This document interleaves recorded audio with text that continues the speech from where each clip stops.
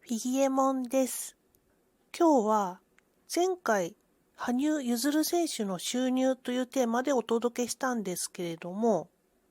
かなりの数のコメントやご視聴をいただいていました。本当にありがとうございます。やっぱりね、皆さんお金のこと結構気になってたんだなというふうに実感しました。ただね、お金の話っていうのはちょっと好みじゃないなっていう方がいらっしゃると思います。で、今回もお金のお話になりますので、お金の話に興味がないっていう方は、ここで動画を閉じていただいて構いません。やっぱりね、ご自身の気分を害するよりはいいと思いますので、よろしくお願いします。ということで、今日は羽生結弦選手の資質というテーマでお話ししていこうと思います。前の動画では収入についての詳細をお話ししていたんですけれども、支出まで詳しくお話しできませんでした。やはり入るお金だけでお話しするっていうのもなんか違うなっていうところをちょっと思うところがありまして、で、今回このような動画を撮ろうかなと思いました。もしね、前回の動画をご覧になってないという方がいらっしゃいましたら、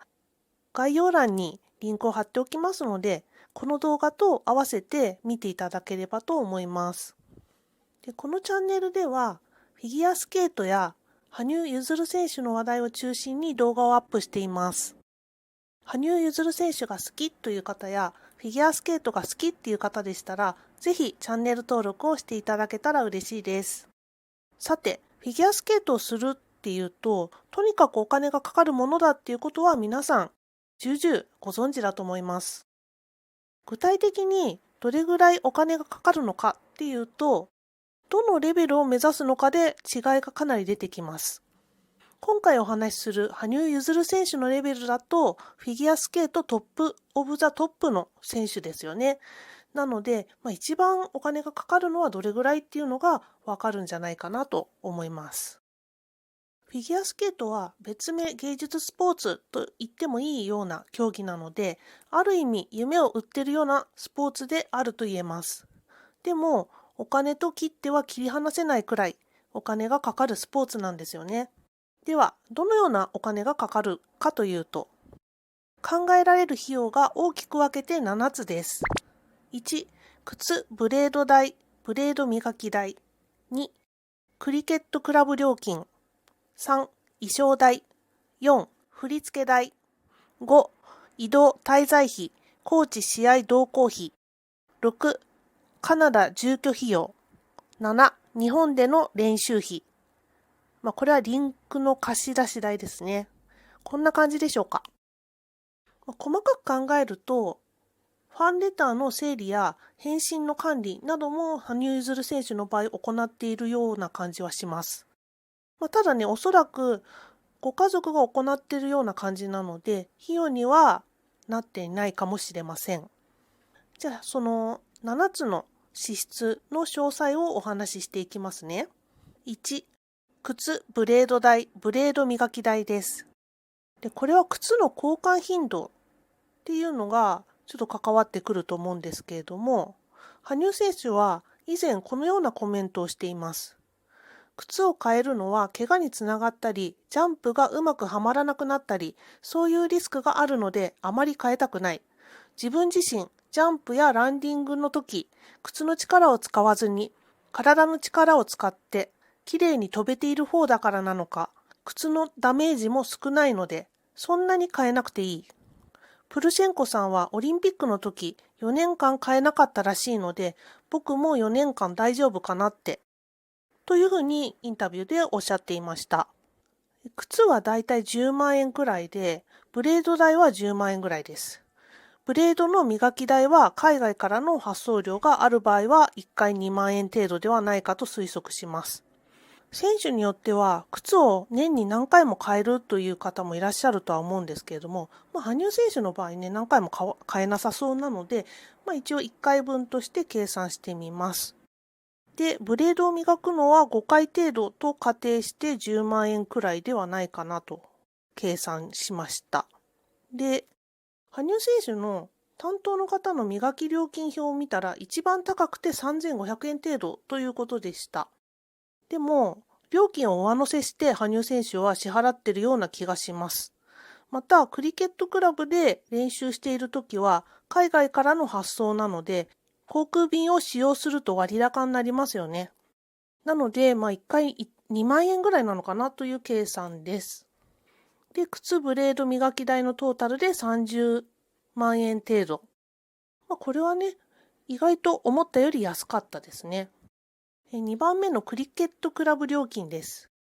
クリケットクラブは一般の人も利用できて様々なスポーツができる高級スポーツクラブです。クリケット、クロケット、カーリング、フィットネス、ローンボーリング、スケート、スカッシュ、水泳などができる上、結婚式場や企業がイベントを行うような会議室、ダイニングキッチンまであるんですよね。だからフィギュアスケートの専用ではありませんし、ブライアン・オーサーのクラブではないんですね。だからブライアン・オーサーはフィギュアスケートのトップアスリートのみを教えるというわけではないようです。羽生選手はおそらくクリケットクラブに入会料金を最初の年に支払って年会費を支払い続けているんじゃないかなと思われます。そしてブライアン・オーサーなどのコーチ陣にはプライベートレッスンという名目で別料金を支払っているか、もしくはトップアスリート専用のシステム料金があるのかもしれません。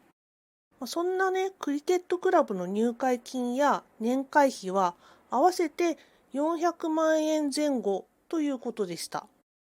年会費が300万円強というお話がありましたので、おそらく入会金が100万円強ぐらいなのではないでしょうか。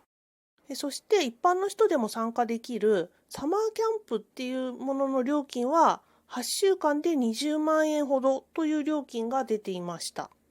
つまり1ヶ月10万円ですよね。この金額からクリケットクラブの価格感っていうのがちょっとわかるんじゃないかなと思います。で、羽生選手の支払っている金額を考えると、クラブなのでね、ずっと年会費を支払ってるっていうふうに考えるのが普通ですよね。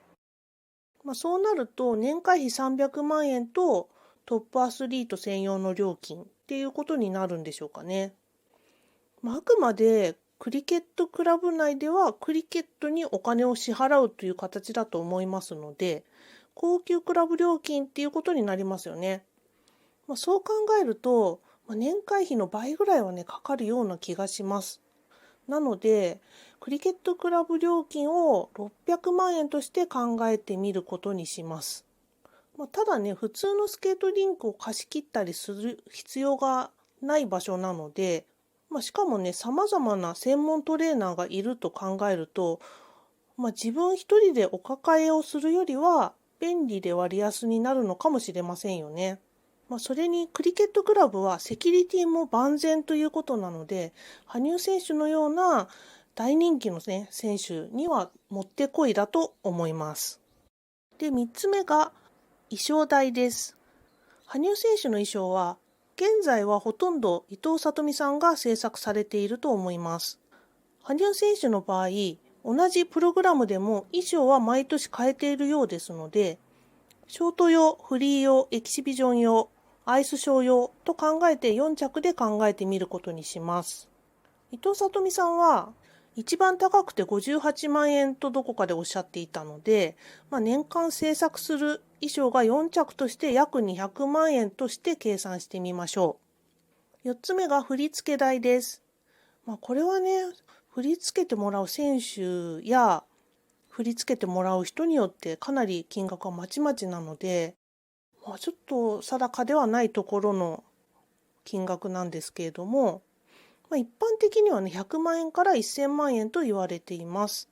羽生選手レベルだと最高額の1000万円っていうふうに考えたくはなるんですけれども、ただ、ジェフリー・バトルさんとか、シェイリーン・ボーンさんは2人ともカナダ人で、クリケットクラブとね、密接な関係がありそうですよね。なので、それを考えると、マックスの金額ではなくて、500万円ぐらいなのかなと思いました。そうなると、ワンシーズンショートとフリーで1000万円ですよね。で、エキシビジョン用だと300万円ぐらいかなというところで、あとね、手直しの時に時間給を支払うっていう感じだそうです。で、年にね、何回か手直ししてると思いますので、トータルで1500万円ぐらいっていう風な見積もりをしてみました。で、5つ目が、自身の移動滞在費、コーチの試合同行費です。この費用は、同じコーチについている選手が他にいる場合は折半になります。羽生選手の場合、ブライアン・オーサーの他にトレイシー・ウィルソン、ジスラン・ブリアンの3人の試合に同行されているっていうことが多いようです。羽生選手はカナダの試合に出場することが多いので、この費用を軽くする効果があるのではないでしょうか。仮にオータムクラシックとスケートカナダに出場ってなった場合、交通費が海外に比べて安く済みますよね。で、他に出場選手が1人いると仮定すると、カナダ内でしたら1人20万円ぐらいで済むかもしれません。そうなると3人分で60万円。1人の選手と折半で30万円ぐらいでしょうかね。もうちょっとね、いる場合も考えられるので、これぐらいの金額じゃないかなと思います。で、2試合で60万円。で、NHK 杯に出る場合は、1人トータルで60万円ぐらいでしょうか。で、そうなると、3人分で180万円。1人の選手と折半で90万円程度。全日本選手権に出場の場合は、他に折半する選手はいないでしょうから、そうなると、3人というかね、2人でしょうかね。そうなると120万円程度。世界選手権は多くの選手と折半となりそうなので、4人の選手と折半と考えてみます。場所にもね、よるところではあるので、一概には言えないんですけれども、例えばヘルシンキだったら期間も長いので、1人80万円ぐらいでしょうかね。で、3人分で240万円。4人で折半って考えて60万円ですね。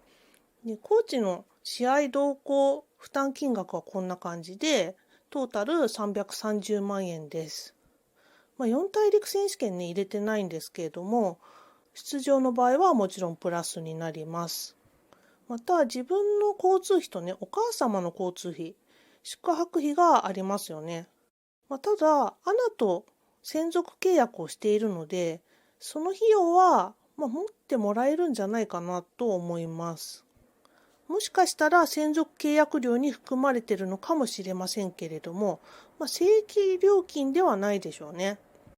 ということで、少なめに見積もっても、5試合で2人で100万円ぐらいでしょうかね。で、そうなると、コーチの費用と合わせて430万円です。6つ目がカナダ住居費用です。ご自身のアパート代と食費などがありますよね。羽生選手の場合は、おそらくお母様と一緒なので、2人分で計算してみます。おおよそですけれども、2人で月30万円ぐらいじゃないかなと思いました。質素なご家族というお話がありましたので、賃貸ってね、考えると、日本にいる時も契約している可能性が高いですよね。そうなると年間360万円ということになります。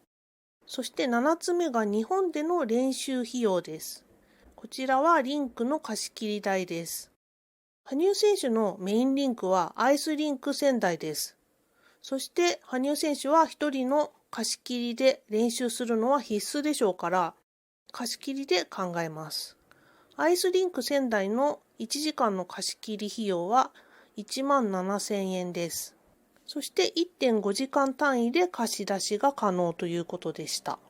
羽生選手の練習時間から考えると、週10時間程度でしたよね。そうなると、リンクの貸し切りは1.5時間単位とありましたので、毎日1.5時間っていうぐらいな計算でしてみました。そうなると、1.5時間を7日やって10.5時間です。で、この 10.5 時間を17,000円でかけてあげると、税抜き17万8,500円です。税込み19万6,350円になりますので、週約20万円ということになります。日本での滞在は今年のような状況でなければ、短いでしょうから、トータル2ヶ月ぐらいっていう感じがします。そうなると160万円程度でしょうか。その他にも寄付をしているっていうふうには思いますけれども、純粋なリンク貸切料としては2ヶ月だった場合はこんな感じです。で、すべて足すと、1番の靴ブレード磨き代のトータルが30万円。2番のクリケットクラブ料金が600万円。3番の衣装代が200万円。4つ目の振付代が1500万円。5つ目の移動滞在費、コーチ試合同行費が430万円。6つ目のカナダ住居費用が360万円。7つ目の日本での練習費が160万円。トータルで3280万円になります。フィギュアスケートのトップレベルの選手が年間かかるお金っていうのが2000万円から3000万円っていうふうに言われています。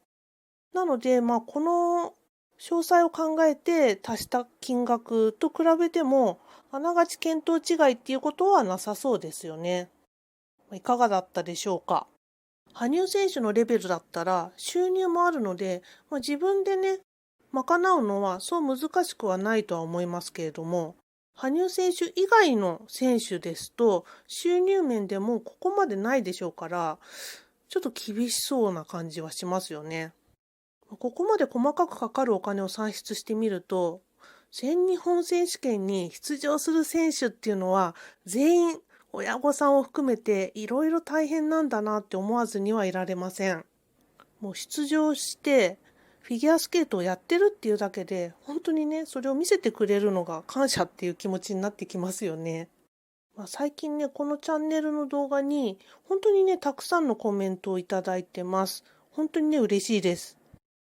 それにチャンネル登録も本当にね、かなりの数の方に毎日毎日たくさんしていただいていて、本当にね、感謝でいっぱいです。またね、動画をアップしたい話題が出てきましたら、動画をアップしようと思いますので、よかったらチャンネル登録をお願いします。では、最後に恒例のプージャージ脱ぎをして終わりにしたいと思います。